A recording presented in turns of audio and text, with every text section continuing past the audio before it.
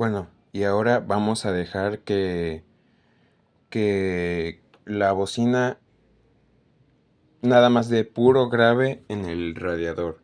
Voy a poner la bocina del celular en el pegado al radiador y va a sonar el puro grave. A ver qué tal suena.